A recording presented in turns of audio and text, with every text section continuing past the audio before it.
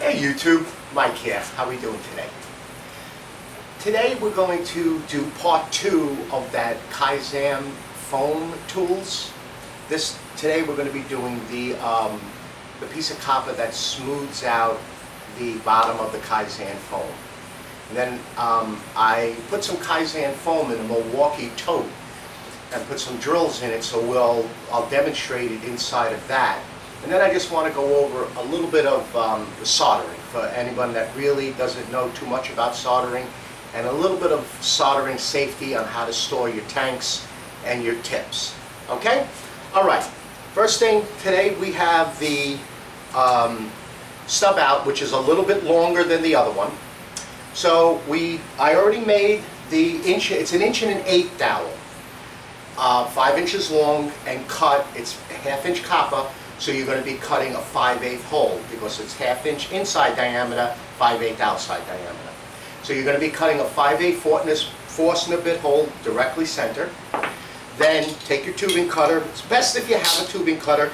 You can get a very inexpensive, what they call a mini or an in-place cutter at Home Depot or Lowe's. They have it in the Husky. They have it in Lennox. Cobalt has one. It's a little mini cutter. It's not expensive. It's better to use it that way than to use the hacksaw, so you'll get the piece in flat. Okay, as far as soldering, want to clean the end up. Now, you want to solder this once you cut it. You don't want to solder this thing when it's together, because once you put the cap on it, and this end has a sealed end, you can build up pressure and the cap could blow off. Alright. I just got this little portable vise here. I put a little block so that I'm not getting solder all over the table, and I'll show you another little trick in a second. You want to clean the inside of the fitting. You want to apply a little bit of flux. All of this stuff you can purchase right from one of the Home Depot or Lowe's. Okay. You want to put it on about 15 seconds. You'll actually see the solder melt.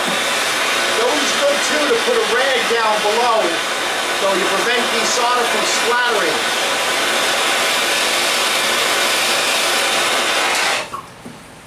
Okay, what I do when you want to clean this up, I use ammonia and water. It cleans up the solder joint and cools it off really nice. Put the rag on it first, let it cool off, and then give it a wipe. What you do is the ammonia and the water will wipe off all of the residue that's left over from the flux. Also, if you're going to do like some brass rod or plate, soldering it together even with a soldering iron, you could also use lighter fluid. What the lighter fluid does is it neutralizes the acid in the flux. Because if you're actually going to use like a soldering iron and flux, say from Radio Shack, that's an acid flux.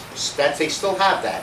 This flux is a Laco, and I'll put all of the information down in the description. This is what they call a climate approved flux. So you just want to give this thing a nice cleaning. Now we're going to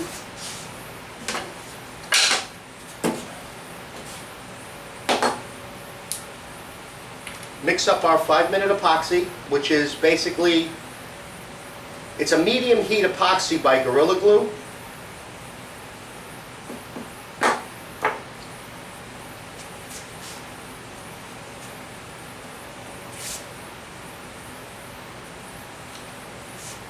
Just roll the tip in it so you get a nice little bead of epoxy.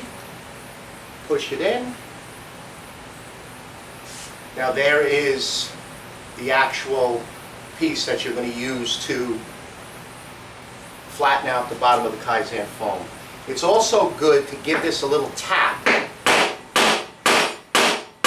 It'll flatten out the cap. Caps have dimples in them. And actually the dimples are there to make the difference for pressure-wise, so for expansion. You don't need that dimple anymore. Okay, let's get this on the side here, and I just want to go over this with the soldering. You're most likely still going to find MAP gas. MAP gas is a gas that was made in the late 80s to take the place of acetylene. It is safer by filling and transporting than an actual acetylene tank. And with MAP gas, it's a slight lower temperature than acetylene, but with the safety factor that you don't have to carry a large acetylene tank on the truck. With MAP gas, you can solder, you can braze. With oxygen, you actually can light weld. You can't weld with it because it actually builds up molecules that will make the weld brittle. But if you're going to do light welding, you actually can weld with it. But when we first found this MAP gas, it was like a godsend.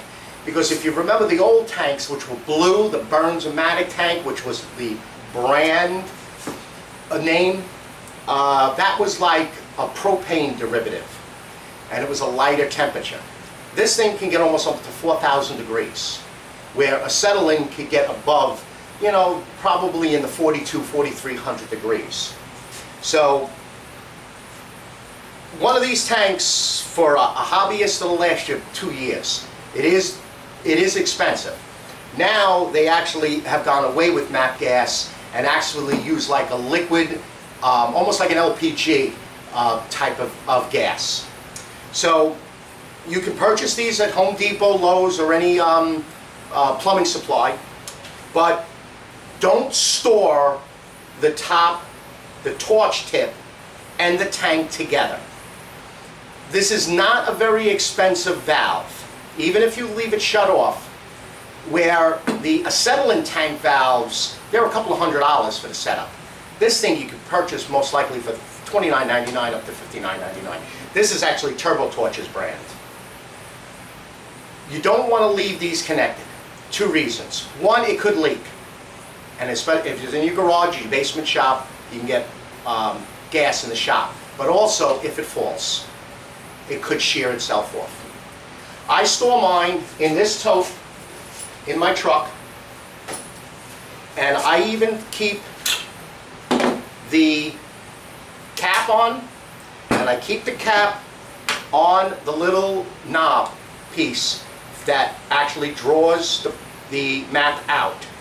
And what this will do is it'll prevent, if it falls, from this thing either bending or getting deformed. You also do not want to breathe in this MAP gas. So you really would like a well-ventilated area if you're going to do a prolonged amount of soldering.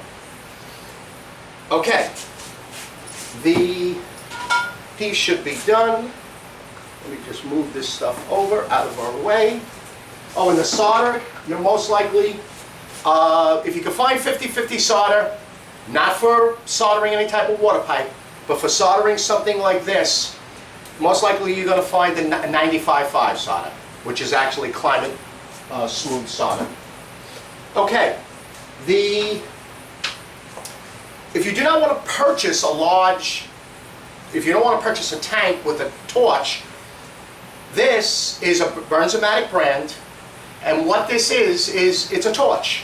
It comes with this tip, which clamps onto the front to actually do heat flame soldering.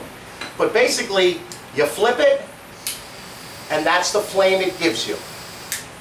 And the flame will actually hold by pushing this button, and then you can actually heat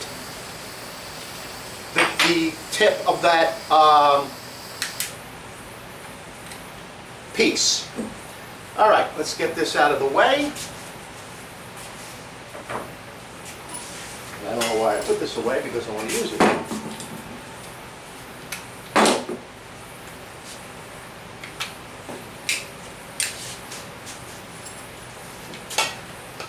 put it together, you just align it, screw it until it's hand tight. Turn your valve on, and it lights and it locks. When you click it, it shuts down.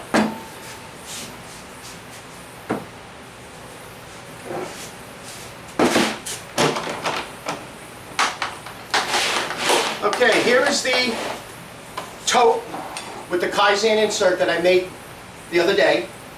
It has my right angle drill and another impact in there. And let me grab that thumb finger pull. This was actually the finger pull that we made the other day.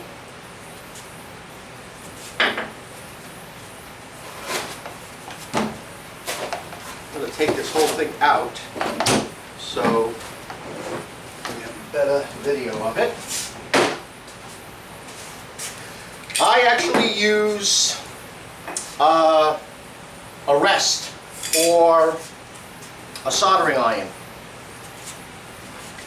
As far as with this and the finger pull, let's make sure we're on camera.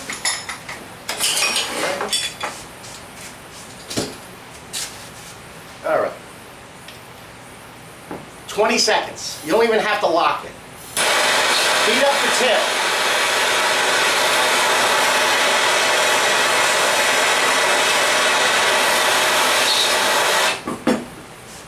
Then on an angle, like 45 degrees, just dip it into the Kaizen foam.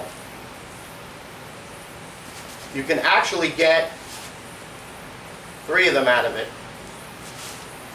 Then heat it back up again. It's good to have a rag with that ammonia on it because you can clean off the tip real good.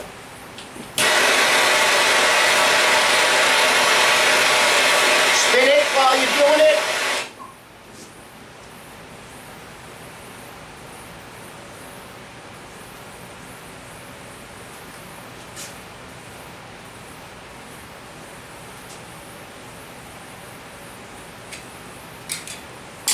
Just rest it onto it. Even if you have an old piece of aluminum, bend the ends, give it a little 45 on the back, make it like a ramp, and you're good to go. Now if you noticed, that you actually, if you buy one of these longer stub outs, this is more for the bathtub. You can get the smoother piece and you can get the finger pull out of both of them on one shot. Okay, as far as this, you again rotate it.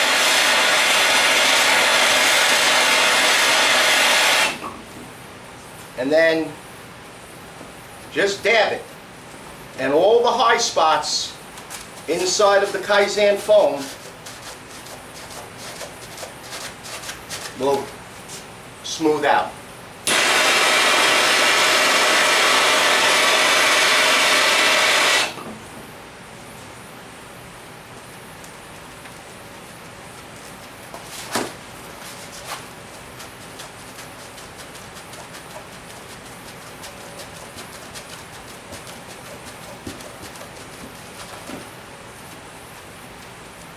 Okay, there it is.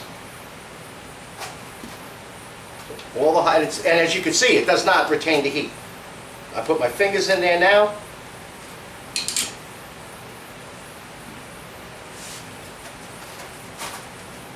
See now, with your fingers,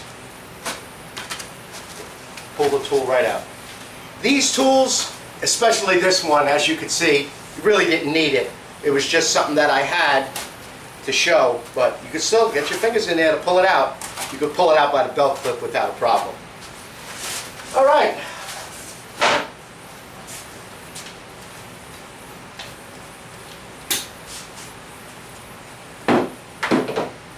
Let me take the thing off the camera and I'll show you a couple of things that I built, and I'll actually show you where I mounted my edge banding tools, and that I did all finger pulls with. This was 5 inches of space that I had next to the miter saw And that's what it's the 2-inch Kaizen foam, and I put all my edge banding. But you see the finger pulls?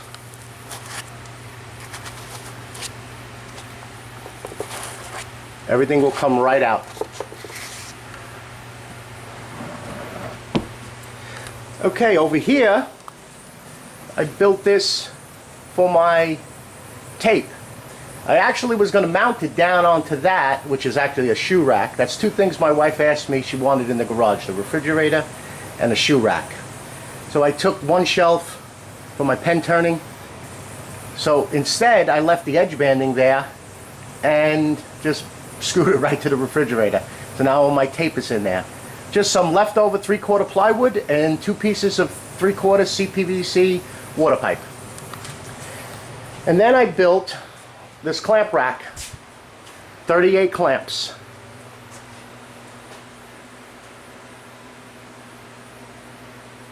I hold my Betsy's and some of my longer DeWalt, and the other 2 are Betsy's there. And then I kind of redid part of my clamp rack there. Then I don't know if you saw the sanding cart. I'm still waiting on the Festool drawers to come in. And there'll be 3 drawers over there and 1 drawer there. And inside that old sustainer I have all my vacuum blast gates and elbows, Ys, short lengths of hose, and all my sanding paper and everything will be in there. And then those are the Kaizen boxes that I found from FastCap. I just got to get them now labeled. But I have clamps and brackets, hinges, rubber feet, pegboard, pins, a little bit of everything in it. Just pull the box right out of the shelf.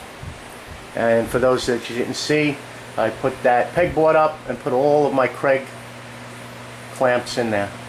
And I finally got I got all the vacuum set up. I still have to just put that Y in for the bandsaw because the belt finally came in and I got the bandsaw working now. Okay, YouTube, let me put this back on.